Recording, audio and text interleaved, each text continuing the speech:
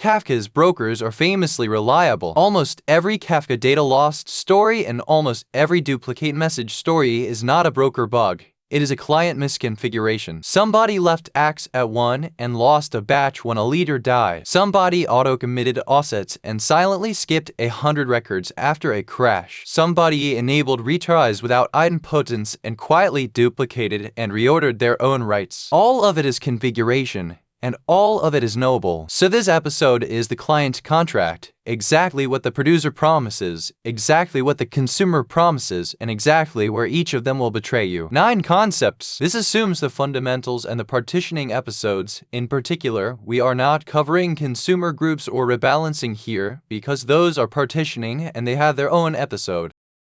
Consider 3 incidents, and all 3 are real patterns. 1. A broker dies during a deploy. 200 records that your producer already reported as successfully sent are simply not there. Nobody logged an error. The data is gone. 2. A consumer processes 50 records. Then the pod is killed mid-batch. When it restarts, it resumes past all 50, including the 20 it never actually finished. Those records are silently skipped forever with no error anywhere. 3. Your producer hits a network blip, retries, and the broker ends up with the same payment event twice, and now you have charged a customer twice. In every one of those, Kafka behaved exactly as configured. It did what it was told. The broker did not fail, the contract did. And the reason this is such good interview material is that the fixes are all one-line settings that you either know or you do not. Let us make sure you know. Concept 1. What actually happens when you call send? Because it is not what most people think. Here is the thing that surprises people. When you call producer.send, nothing goes over the network. The record is serialized, the partitioner picks a partition, and then it is dropped into an in-memory buffer, a record accumulator, and your thread returns immediately. A separate background thread, the sender thread, is what actually batches records up and ships them to brokers. Send is asynchronous, and it returns a future. 3 consequences fall out of that, and each one is a real bug people hit. First, if you call send and then immediately exit your program, records sitting in that buffer are lost because nothing flushed them. You must call flush or close, and close does flush by default. Second, send can throw or fail later in the background, and if you ignore the return future you will never find out. Pass a callback and actually check it, or your producer fails silently, which is the worst kind of failing. Third, the buffer is finite, controlled by buffer memory, and when it fills up, send blocks. So a slow broker does not just slow your producer down. Eventually, it stops your application thread dead. If your service mysteriously freezes when Kafka is unhealthy, that is why. Concept 2. Acks, the single most important setting in Kafka and the one that loses your data. Acks decides what the word sent actually means, and there are 3 settings. Acks equals 0. The producer fires the record at the broker and does not wait for any acknowledgement at all. It is the fastest possible, and it is fire and forget in the most literal sense. If the broker is down, you will not know, and the record is gone. This is only acceptable for genuinely disposable data, like metrics you can lose. Acks equals 1. The leader writes the record to its log and acknowledges, but the followers may not have copied it yet. So if the leader dies in that window, a new leader is elected from a follower that never received the record, and it is gone permanently, and your producer already told you it succeeded. That is incident number 1 from the opening, and acks equals 1 is exactly how it happens. Acks equals all. The leader waits until every in-sync replica has the record before acknowledging. Now a leader failure cannot lose it, because any replica that could become leader already has it. That is the setting you want for anything that matters. And it must be paired with a broker-side setting, min.insync.replicas equals 2. Without that, if the followers all fall out of the ISR shrinks to just the leader, and acks equals all quietly degrades to acks equals 1. All the latency of safety with none of the safety. Acks equals all plus minimum in sync replicas of 2 is the production answer. Say both halves. Concept 3. Retries. How a safety feature quietly corrupts your topic.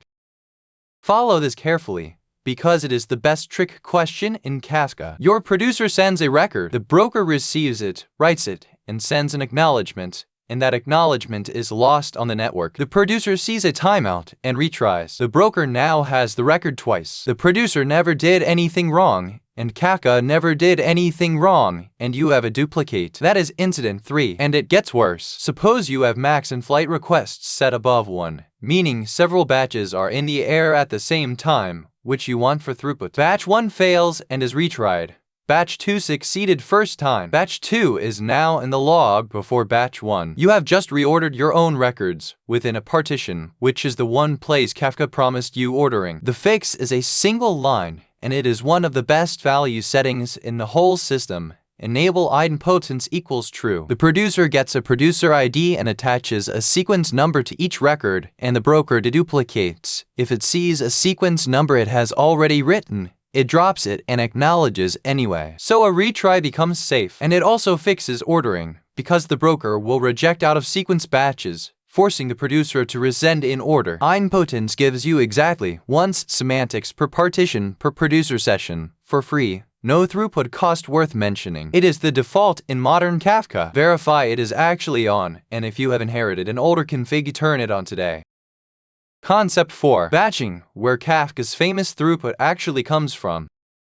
Kafka is fast because it almost never sends one record at a time. Two settings control this. Batch size is the maximum bytes the producer will accumulate for a partition before sending. Linger milliseconds is how long it will wait for more records before giving up and sending what it has. And the default for linger is 0, meaning send as soon as the sender thread is free. Now here is the counterintuitive part, and it is a genuinely good interview answer. Setting linger to 0 does not mean no batching, because under load the sender thread is always busy and records naturally pile up behind it. But setting linger to something small, 5 milliseconds, 10 milliseconds, deliberately waits a moment to build bigger batches, and that can dramatically increase throughput while adding only a few milliseconds of latency. Bigger batches mean fewer requests, better compression, and less broker CPU. So linger is a dial. Turn it up and you trade a little latency for a lot of throughput. And compression rides on this directly. Compression type set to LZ4 or ZST decompresses the whole batch, so a bigger batch compresses far better than a small one. Batching and compression multiply each other. On a high volume topic, linger of 10 and ZST decompression is frequently the single biggest throughput win available, and it costs you 10 milliseconds.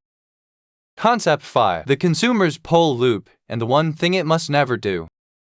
A consumer is a loop, and it is deceptively simple. Call poll, get a batch of records, process them, commit, repeat. Poll is not just a fetch, it also drives the client's internal machinery, and this is where people get hurt. Records come back in batches, controlled by max.poll records, and you get everything the client has already prefetched, not one record at a time. And crucially, your processing happens between two poll calls, and Kafka is watching how long that takes. If the gap between poll calls exceeds max.poll.interval, which defaults to 5 minutes, Kafka concludes your consumer is dead, removes it from the group, and hands its partitions to someone else. Then your consumer wakes up, finishes, tries to commit, and finds it no longer owns those partitions. The commit fails. This is the single most common consumer bug, and the shape of it is always the same. Someone processes a batch of 500 records, each taking a second, and blows straight through the interval. The fixes: reduce max.poll records so each batch is smaller, raise max.poll interval if the work genuinely is slow, or move the slow work onto another thread and keep the poll loop tight. And do not confuse this with heartbeats. Heartbeats run on a background thread and will happily keep reporting that you are alive while your processing thread is stuck, which is precisely why max.poll interval exists as a separate check. Concept 6. Committing, where consumers lose and duplicate records. The consumer must record where it got to, and this is where the second opening incident comes from. Auto-commit is the default. Enable auto-commit is true, and the client commits your current position periodically in the background every 5 seconds. It is convenient and it is dangerous, and here is exactly why. The background commit says you are at offset 100, but your code is still processing offset 80. The pod is killed. On restart, the consumer resumes at 100, and records 80 to 99 were never processed. They're gone. Silently, autocommit commits based on what you have polled, not what you have finished. Manual commit is what you want for anything that matters. Turn auto commit off, process the batch, and only then call commit and commit after processing, never before. 2 flavors. Commit synced blocks until the broker confirms, and retries on failure. Safe, slower, and it is what you should call before shutting down or before a rebalance. Commit async does not block, so it is faster, but a failed async commit is not retried, and it can complete out of order. The idiomatic pattern used by most production consumers is commit async inside the loop for speed, and commit sync once in the finally block, so the last commit is guaranteed. That combination gives you throughput in the steady state and correctness on shutdown. Concept 7. At most once, at least once, exactly once, and which one you actually have. Everyone quotes these 3 phrases and very few people can say what causes each. Here's what causes each. At most once, you commit the offset before you process the records. If you crash after committing but before finishing, those records are skipped and never come back. You will never process anything twice, and you may lose data. That is what auto commit effectively gives you, and it is almost never what you want. At least once, you process the records first and commit afterwards. If you crash after processing but before committing, the consumer restarts and reprocesses that batch. So you may see a record twice, but you will never lose one. This is the default, sane choice for the overwhelming majority of systems, and it is what manual commit after processing gives you. Exactly once is the one people misunderstand most. Kafka does support it through transactions. The producer opens a transaction, writes its output records and its consumed offsets in one atomic commit, and the consumer sets read committed isolation so it never sees uncommitted records. But, and this is the honest part, that only holds inside Kafka. Read from Kafka, write to Kafka exactly once is real. Read from Kafka and write to an external database or call a payment API. Kafka's transaction cannot cover that system, and exactly once is a fiction. So what do you actually do? You choose at least once, and you make your consumer idempotent. Use an idempotency key, or an upsert instead of an insert, or a deduplication table. That is the honest senior answer, and it will land far better than reciting the word exactly once. Concept 8. Lag, the one metric that tells you the truth.